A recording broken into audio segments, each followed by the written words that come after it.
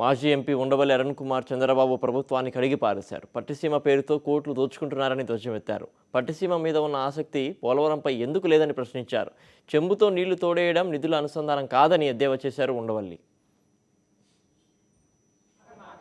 చంద్రబాబు ప్రభుత్వాన్ని మాజీ పార్లమెంటు సభ్యుడు ఉండవల్లి అరుణ్ కుమార్ తూర్పారబట్టారు. పట్టిసీమలో అడ్డగోలుగా జరుగుతున్న దోపిడీపై ధ్వజమెత్తారు. పట్టిసీమలో 490 కోట్ల మేర అవినీతి జరిగిందని ఆరోపించారు.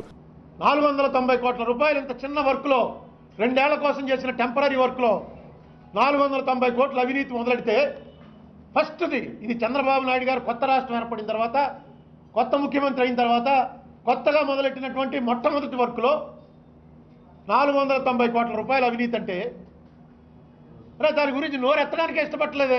పట్టిసీమ ప్రాజెక్టు పూర్తిగా దండగా అన్నారు ఉండవల్లి. ప్రభుత్వానికి చిత్తశుద్ధి ఉంటే పట్టిసీమలో జరిగిన 490 కోట్ల అవినీతిపై శ్వేతపత్రం విడుదల చేయాలని డిమాండ్ చేశారు. పోలవరం కాలువ పేరు మీద ప్రభుత్వం భారీగా అవినీతికి పాల్పడుతోందని ఉండవల్లి ధ్వజమెత్తారు. మేము పట్టిసీమని టోటల్గా వ్యతిరేకిస్తున్నాం. ఎందుకంటే ఇది బోగస్, ఇది జరిగే పని కాదు.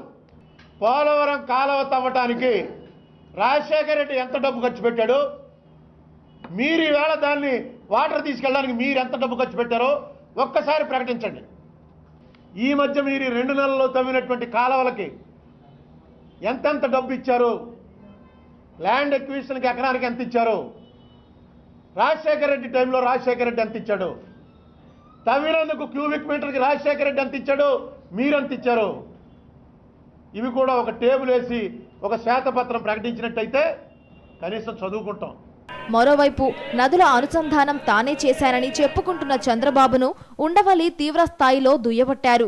నదుల అనుసంధానం అంటే చెంబులతో నీళ్లు తోడిపోయడం కాదని ఎద్దేవా చేశారు. అసలు నదుల అనుసంధానం అంటే అది నేనే చేశానని చెప్తున్నాడు ఆయన. ఎప్పుడో కాటన్ దొర గారి టైం నుంచి స్టార్ట్ అయింది. ఆ కాకినాడలో స్టార్ట్ అయ్యి ఆ బకింగ్హామ్ కెనాల్ వెళ్ళి ఏలూరులో కృష్ణా కెనాల్ తోటి కలుస్తుంది. గోదావరి జిల్లాలో కాబట్టి మనకు కొంచెం ఇదేంటే ఎలా చెప్పేస్తున్నాడు ఈయనని బాధగా ఉంటుంది.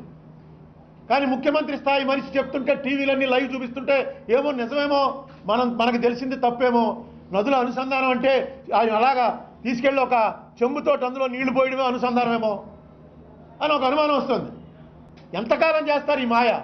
బాబు అధికారంలోకొచ్చి 15 నెలలు గడుస్తోన్నా పోలవరం ప్రాజెక్టు ఎక్కడ వేసిన గొంగడి అక్కడే అన్నట్లుగా ఉందని ఉండవల్లి విమర్శించారు. ఈ విషయంలో మోదీ చంద్రబాబుల మధ్య ఒప్పందం ఏమైనా జరిగిందా అన్న విషయాన్ని స్పష్టం చేయాలన్నారు. 15 మాసాలు పూర్తయి ఆ రోజున పోలవరం ఎక్కడుందో ఈ రోజున అక్కడ కాకుండా ఒక లారీ మట్టైనా తీశారా, ఒక్క క్యూబిక్ మీటర్ సిమెంట్ స్లాబింగ్ చేశారా?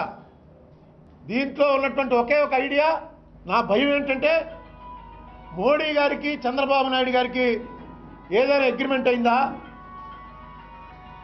ఒరిస్సా రాష్ట్రంలో ఉన్నటువంటి బీజేడీ గవర్నమెంట్ తోటి మోడీ గారు మంచిగా పోవాలనే ఉద్దేశంతో పోలవరం ఆఫ్ చేయాలనేటువంటి నిర్ణయం ఏమైనా తీసుకున్నారా?